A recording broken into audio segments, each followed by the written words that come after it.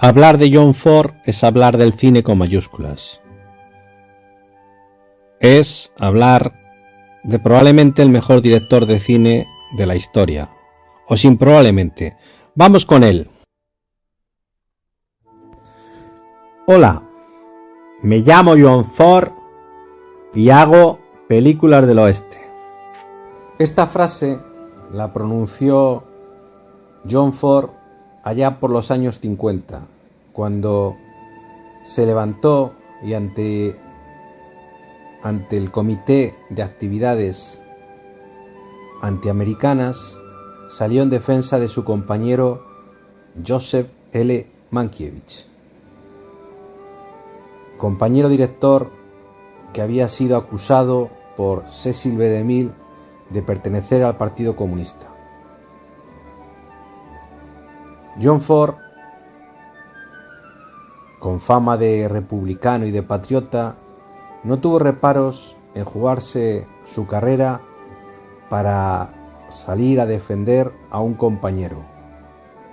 Ese también era John Ford, el gran compañero, el que hacía películas del oeste, pero también defendía la libertad de opinión. John Ford pertenece al grupo de pioneros del cine, aquellos cineastas que empezaron en el cine mudo y pasaron al sonoro. Hizo de todo en sus orígenes. Fue actor, fue guionista, fue productor, hasta convertirse en el director más célebre de Hollywood, el más admirado. No creo que haya ningún director, ni del pasado ni del presente, que no reconozca la obra de John Ford, la excelencia de la obra de John Ford, lo que John Ford supuso como director, como cineasta.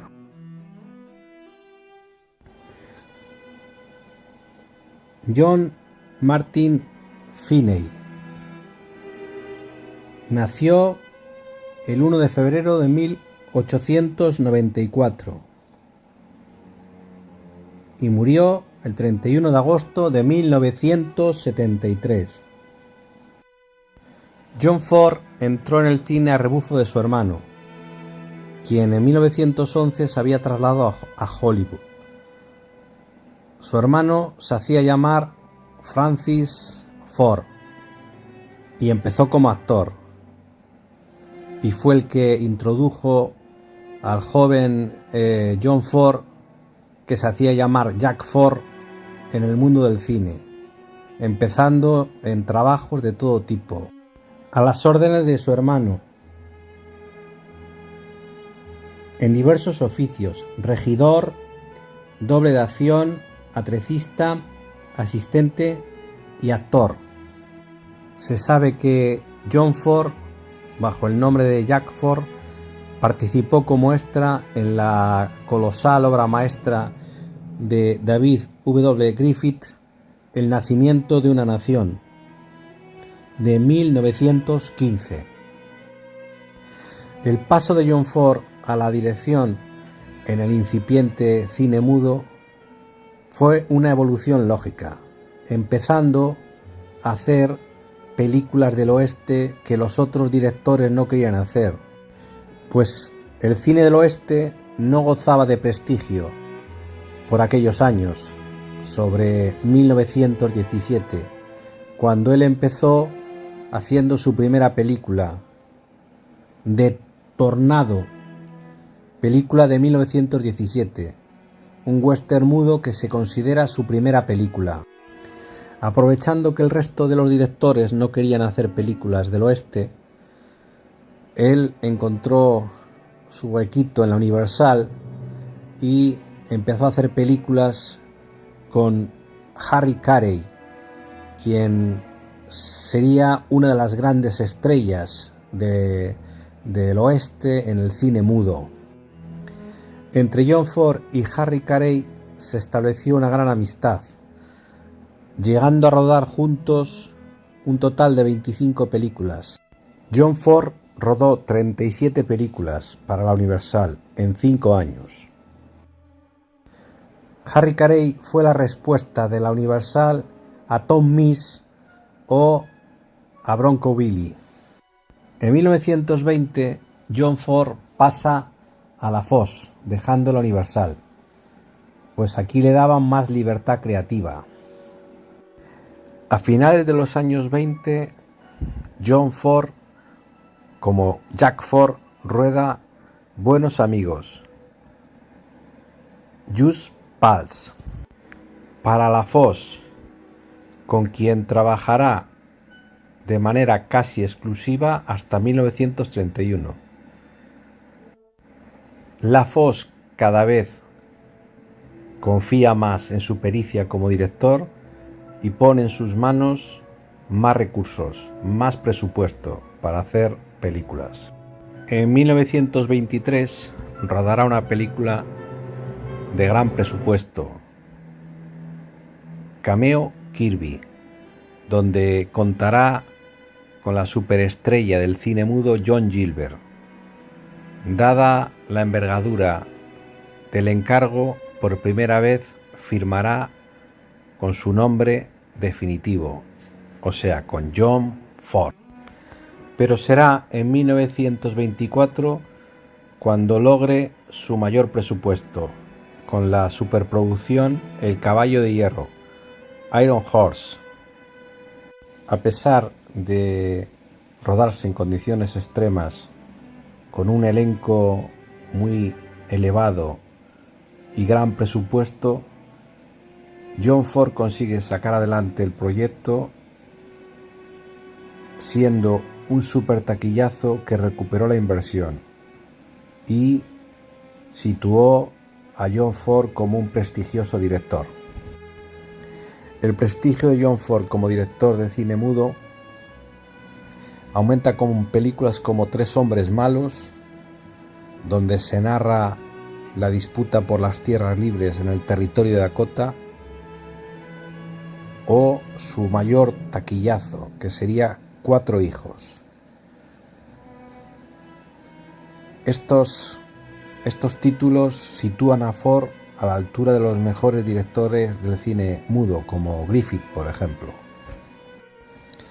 John Ford, en la era del cine mudo, se permite probar suerte en todos los géneros para demostrar que es un gran director y no solo un director de películas del oeste, y lo consigue.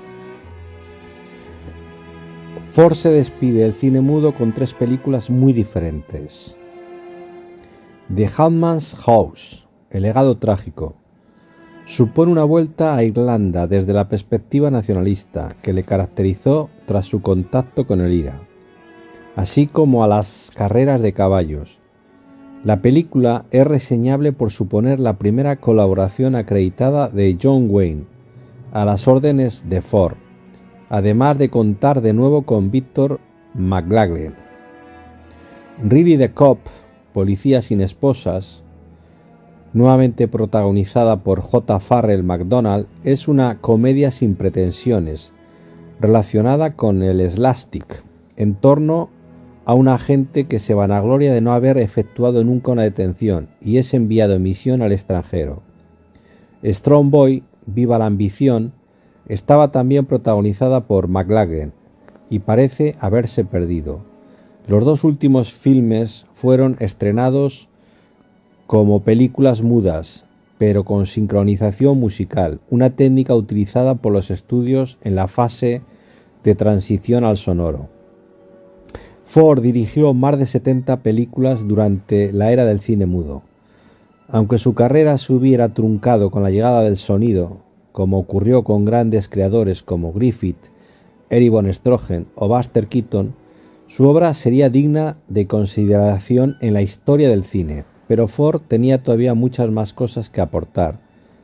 Hizo obras maestras en el sonoro, de las mejores películas de la historia, y pasaremos a relatarlo.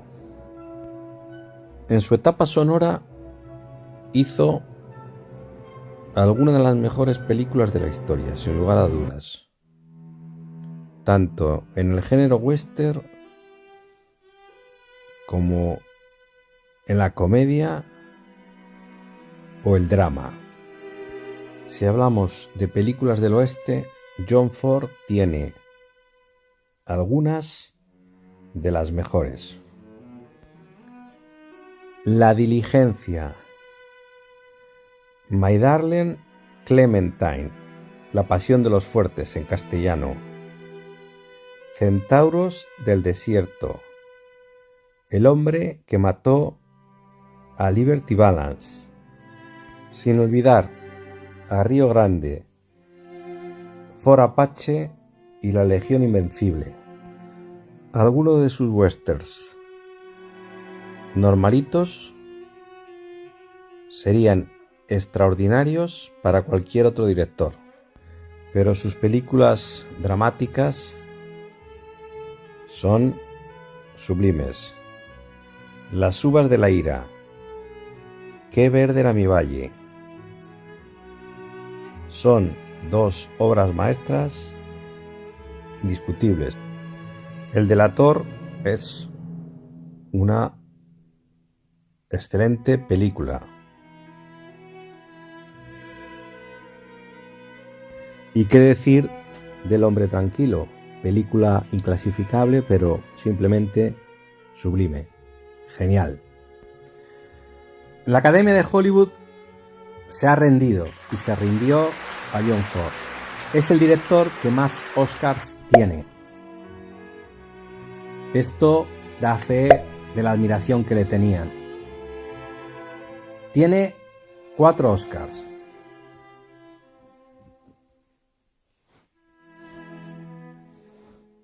El delator, Las uvas de la ira, Qué verde era mi valle y El hombre tranquilo. Esas 4 películas le valieron el Oscar a mejor director. Además, ganó un Oscar por Qué verde era mi valle a la mejor película. Pudo haber ganado un montón de Oscars más por películas como Centauros del desierto, El hombre que mató a Liberty Balance, Fort Apache, Río Grande, La diligencia, Mogambo, La taberna del irlandés, etcétera, etcétera, etcétera. Y aunque estas películas hubieran ganado el Oscar, nadie lo discutiría, porque son buenísimas películas que podrían haber ganado Oscars a tutiplé. Yo creo que no le dieron más para no monopolizar el premio, porque si no le tendrían que dar todos en aquella época a él. El estilo de John Ford es como el título de su película, El hombre tranquilo. No hacía cosas extravagantes, estrambóticas. Planificaba las escenas de manera transparente, de manera tranquila. John Ford no hace deslumbrantes efectos de cámara. Para él lo importante es contar la historia y los actores, y la cámara queda detrás, en contraposición a otros tipo Hitchcock que juegan con la cámara, que hacen planos extravagantes. Él no. Para él la historia es lo más importante, y los juegos de planos, la cámara están detrás. Es un estilo transparente, claro. John Ford representa el cine clásico por excelencia. Es el paradigma del cine clásico. Pertenece a ese reducido número de autores que dentro de la política de producción de los grandes estudios de Hollywood pudieron escapar al férreo control de la industria, desarrollando un universo propio a través de una filmografía que debía mantener un equilibrio entre la finalidad comercial y artística. Desde la constitución de los grandes trus cinematográficos durante la primera década del pasado siglo, su expansión durante los años 30 y 40 y su decadencia a finales de los 50. Las Majors establecieron una estructura cinematográfica que abarcaba desde la producción a la distribución, en la que se daba una tendencia a estandarizar el producto cultural bajo el concepto de considerarlo como una industria. Sin embargo, el autor de Centauros del Desierto era un director que se implicaba en la producción de sus películas, que participaba del guión. En el set de rodaje era capaz de imponer su estilo entre el colectivo de técnicos implicados y finalmente podía tener alguna opción sobre el montaje del filme. En este sentido, Ford rodaba poco metraje adicional, de tal forma que se aseguraba que en la fase de montaje no se pudieran introducir demasiados cambios o modificaciones respecto de su idea original. De esta forma construyó una obra fílmica que creció bajo la política de estudios, iniciándose en el cine mudo, extendiéndose durante la época gloriosa de los grandes estudios y finalizando cuando a partir de los años 60 este modo de producción decae por el empuje de las nuevas formas de entender el cine, tanto desde el punto de vista económico como artístico, una obra de gran amplitud, con un amplio recorrido temporal en el que podemos encontrar temáticas comunes y donde podemos reconocer un estilo en la manera de concebir sus películas. John Ford, como todos los grandes directores de la historia, tenía su elenco favorito, su grupo de actores con el que siempre contaba: John Wayne, James Stewart, Maureen O'Hara, Barry Fitzgerald, Victor McLaglen, Bart Bond, William Holden, Henry Fonda, un grupo de actores que trabajó muy frecuentemente con John Ford y a los que siempre recurría de manera continuada. Entrar en el grupo Ford era garantía de calidad y probablemente de éxito. Los actores que trabajaban frecuentemente con John Ford eran actores hechos a sí mismos. O sea, es raro que John Ford trabajara con los actores del método, con los del método Stanislavski, que tanto éxito tuvieron en los años 50. Salvo incorporaciones contadas, podríamos decir Jeffrey Hunter, no incorporó a muchos actores nuevos a su grupo. Siguió contando con los de siempre, con su Jimmy Stewart, con su John Wayne, con su Barry Fitzgerald, con su Walter Brennan, etcétera, etcétera. Incorporó pues a Buddy Strode, así como actor de carácter, que le iba bien a sus películas, y básicamente siguió contando con su grupo nuclear, ¿no? Con su núcleo duro de actores hechos a sí mismos, actores no de método pero sí muy eficaces y que le iban como anillo al dedo a sus películas. La música en las películas de John Ford es muy importante, juega un rol capital, por eso solía contar con los mejores compositores de la época: Max Steiner, Alfred Newman, Franz Wassmann, Alex North, Elmer Bernstein, Richard Hageman y sobre todo Victor Young, que fue el que más repitió con él. Pero todos eran muy buenos y solía contar con todos los grandes compositores de la época. John Ford representa el paradigma del cine clásico. Es el director clásico de cine. A diferencia de otros directores, era íntimo amigo de sus actores, de John Wayne, de James Stewart, de Barry Fitzgerald, de Victor McLaglen, de Henry Carey, de Maureen O'Hara, y esto le daba un carácter patriarcal que hacía únicas sus películas. Era el núcleo John Ford, donde todo funcionaba, donde él era el maestro y los demás los alumnos que obedecían fielmente porque sabían que el maestro siempre pegaba en la diana. Se veía en la pantalla y lo que aparecía en la pantalla era simplemente genial. John Ford nos ha dejado un ramillete de películas inolvidables. Todas las mencionadas son excelentes, sublimes, y no nos cansamos los aficionados al cine de ver esa Pasión de los fuertes, Centauros del desierto, La diligencia, El hombre que mató a Liberty Balance, La taberna del irlandés, etcétera, etcétera, etcétera. John Ford es el cine como ningún otro director. Es el cine con mayúsculas. Es el más grande director de cine de la historia. Si os ha gustado este vídeo, no olvidéis darle al me gusta y pinchar la campanita de suscripción. Hasta la próxima.